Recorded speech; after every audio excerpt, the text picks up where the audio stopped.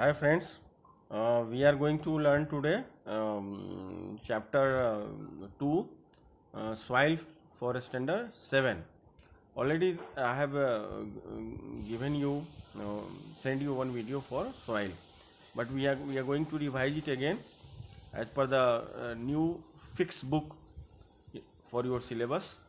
So little bit some content is different one, but all overall topic is very same, है ना। यही book आप लोगों को आएगा और you have to go through this book only.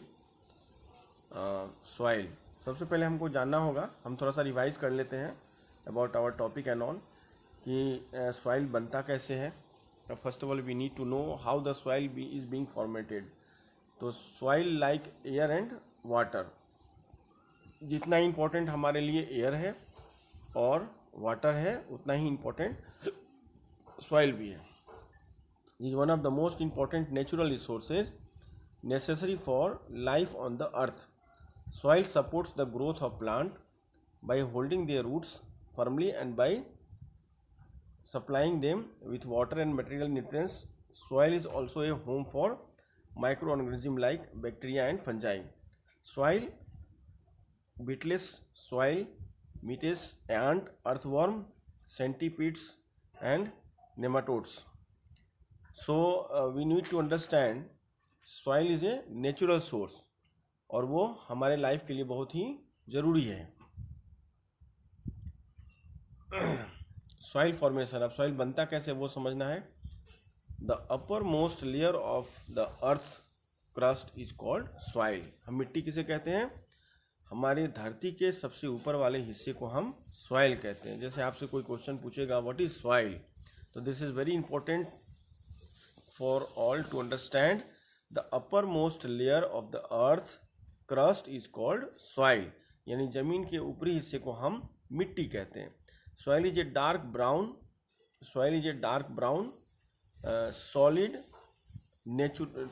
solid material which is a mixture of rock particles of various sizes and decayed plants and animal matter called humus। ठीक है, अब ह्यूमस क्या होता है?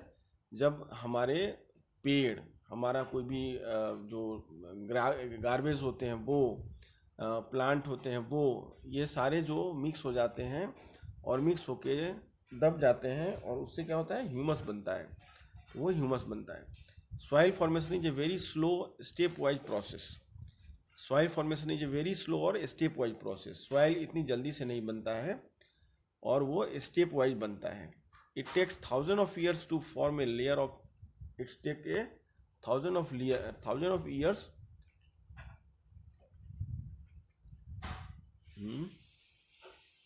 It takes a thousand of years to form a layer of soil just a few centimeters thick. It is a result of continuous breaking down of rocks by a process called weathering. Weathering is the destination of rocks on the earth surfaces caused by exposure to natural forces such as wind, rain, sun, heat etc. जब हमारे atmosphere के अंदर हवा, पानी, सूर्य और ये सब की गर्मियों से जब बन के तैयार होता है तब जाके सॉइल बनता है। जिसमें दो टाइप के होते हैं फिजिकल और एक केमिकल। अब जो वेदरिंग है वो फिजिकल वेदरिंग होता है और केमिकल वेदरिंग होता है। अब फिजिकल वेदरिंग क्या होता है? In this process rocks are broken down to form smaller pieces. It is a mechanical process and does not involve any change in the characteristics of the original rock.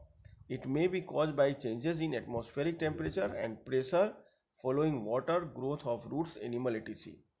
यानी कि क्या होता है? In this process rocks are broken down to form smaller pieces.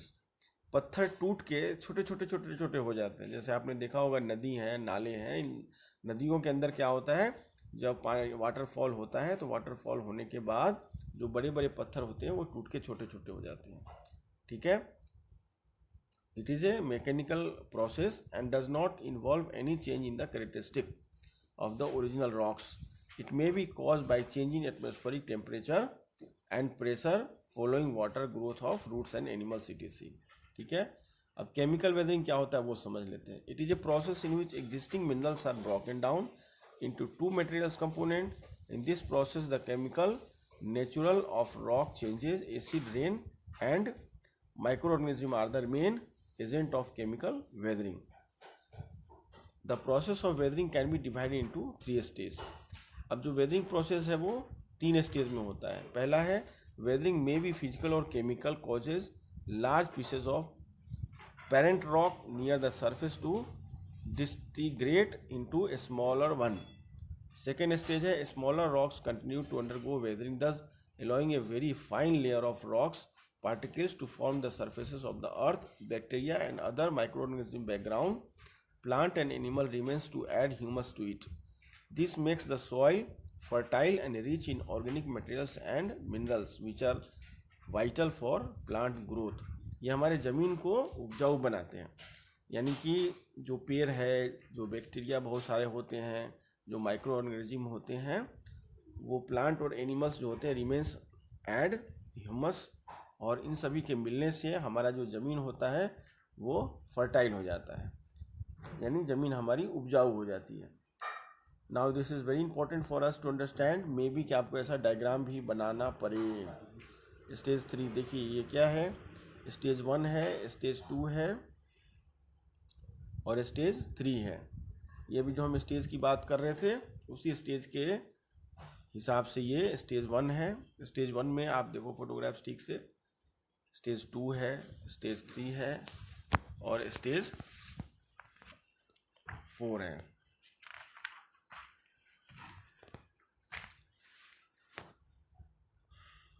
ठीक है. अब देखो function of the soil. अब हमको जानना है कि सॉइल का फंक्शन क्या है. ठीक है, सॉइल का फंक्शन क्या है. What is the function of soil. Soil performs the following function. Soil क्या क्या फंक्शन होता है. Soil supports the growth of plant. Soil क्या करता है, प्लांट के ग्रोथ में काम आता है. बाय होल्डिंग देयर रूट्स, उसके जड़ को अच्छे से वो ज़मीन में पकड़ लेता है, जिससे कि प्लांट को पानी और पोषक तत्व मिलते हैं. Soil service as a receiver of food materials. Soil is the home of many living organism. Soil में क्या होता है, बहुत सारे लोग सॉइल में रहते हैं. ठीक है, बहुत सारे जो लिविंग ऑर्गेनिजम्स हैं उनका घर होता है मिट्टी के अंदर. अब हम देखते हैं कंपोजिशन ऑफ सॉइल. यहाँ पे एक डायग्राम बना हुआ है जिसमें आप देखो सबसे ऊपर क्या होता है, ह्यूमस होता है. मैंने पहले भी बताया आपको ह्यूमस क्या पार्ट होता है. कोई भी प्लांट है, सड़े हुए फ्रूट्स हैं, ये सब गिरते हैं और ये ह्यूमस होता है. फिर आप देखो वाटर पोर्शन है, ह्यूमस के बाद आता है वाटर पोर्शन. फिर आता है क्ले, फिर आता है सिल्ट, फिर सैंड, फिर ग्रेवल. ठीक है. अब ये कंपोजिशन ऑफ सॉइल है. हम लोग देखते हैं फोटोग्राफ्स. ये डायग्राम आप खुद से बनाने की कोशिश करना. This is important for you to understand what is the layer of soil. Composition of soil. The soil is made up of 6 component. कितने चीज़ों से बना है, 6 चीज़ों से. और वो 6 चीज़ें कौन कौन सी हैं. Rock particle, minerals, humus, air, water, living organism. The rock particles present in soil can be divided mainly into 4 groups. कौन कौन से ग्रुप हैं ये. Clay, silt, sand and gravel. The differences in the proportion of these constituent lead to the formation of different kind of soil. ठीक है. अब इसमें क्या होता है, कौन कौन सी मिट्टी है और अलग अलग मिट्टी है वो हमको जानना है अभी.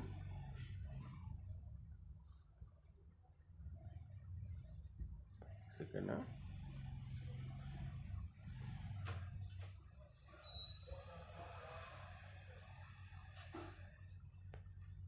So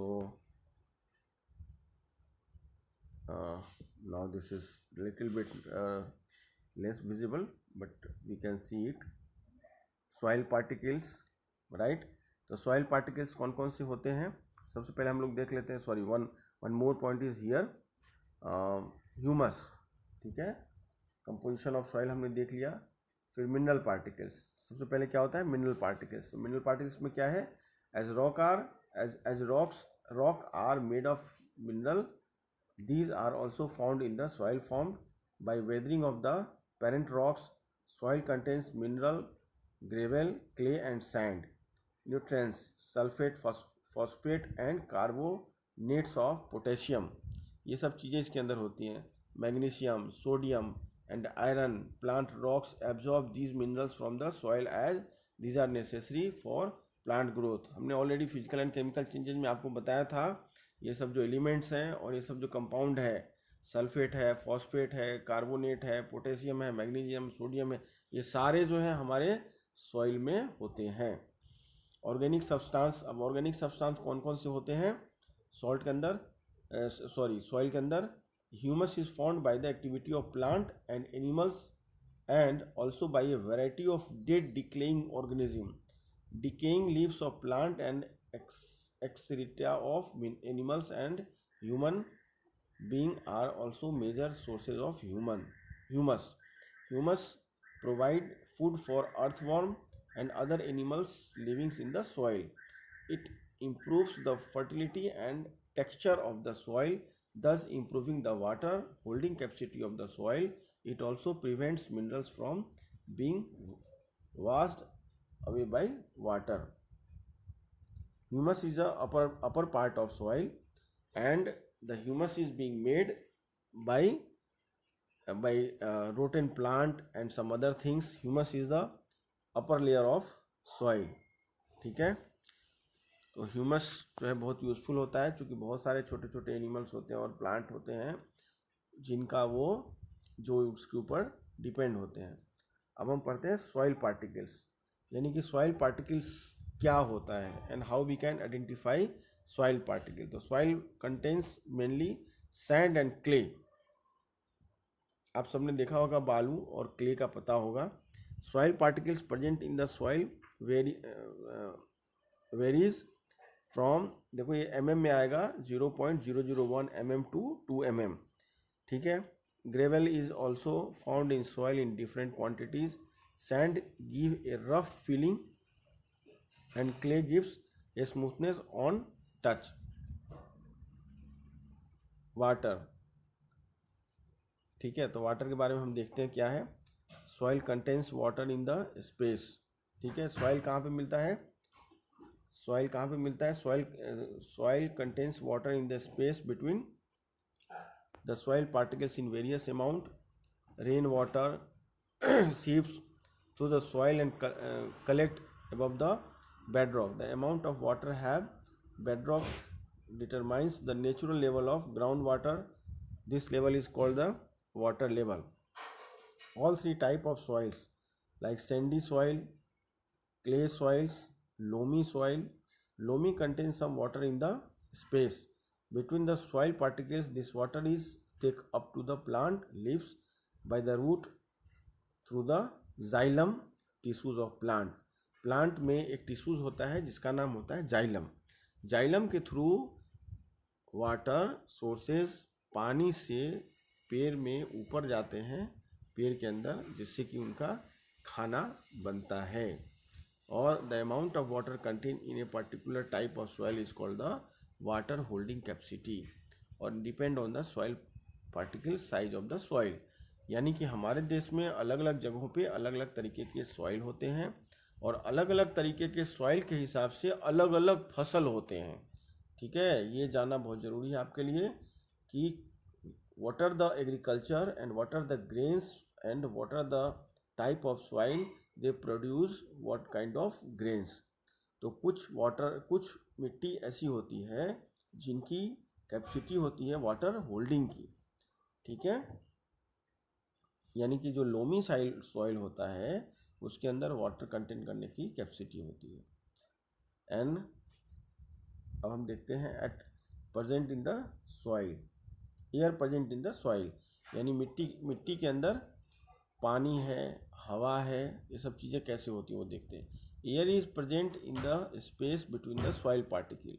जो सॉइल के पार्टिकल्स होते हैं, जब आप सॉइल को हाथों में लोगे तो छोटा छोटा दाना आपको दिखेगा. तो दो पार्टिकल्स के बीच में सॉइल के अंदर एयर प्रेजेंट होता है.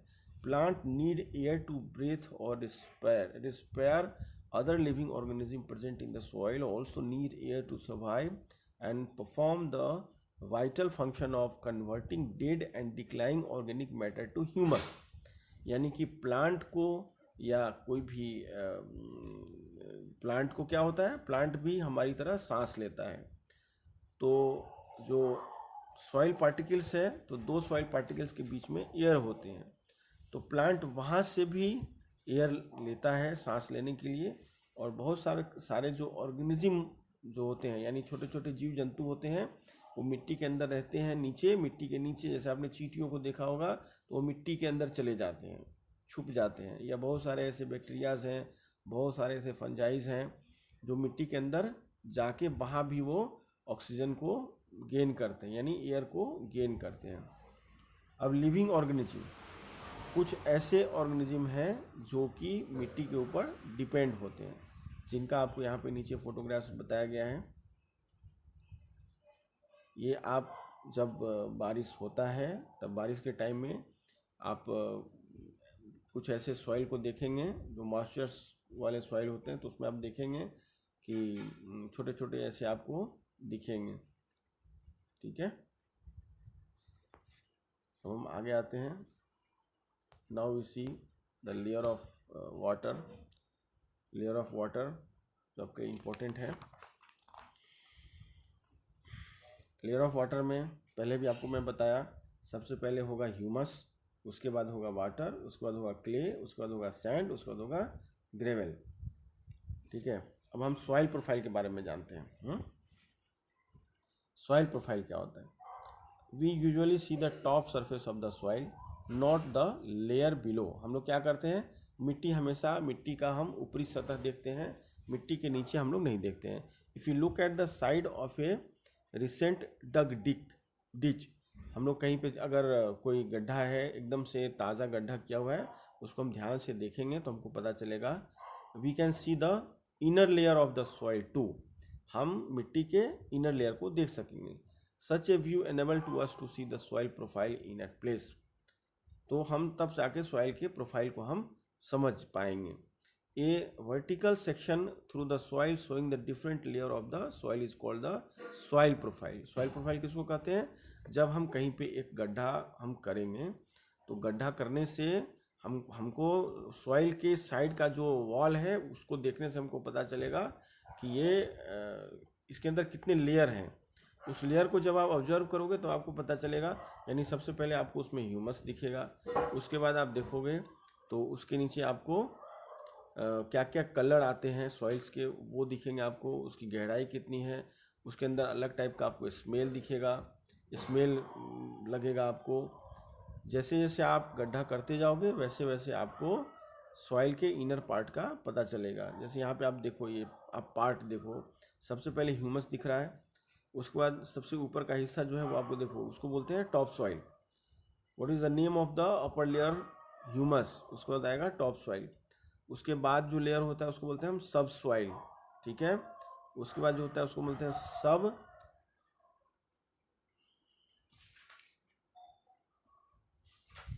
देखो ये लिखा है सी होरिजन और डी होरिजन। सबसे नीचे क्या होता है? बेडरॉक, यानी पत्थर होते हैं। तो जब आप कहीं पे कोई गड्ढा बड़ा देखोगे तो उसके अंदर आपको पता चलेगा कि सॉइल के कितने लेयर होते हैं। अब टॉपसिल जो होता है वो क्या है, ध्यान से इसको हम रीड करते हैं एक बार। It is a darkest in colour as it is rich in humus and mineral. सबसे ऊपर वाले लेयर में क्या होता है? ह्यूमस होता है और मिनरल्स होते हैं, which they help to plant or any living organism to survive. The humus in the top soil makes the soil fertile. Plant get all the essential nutrients from the topsoil.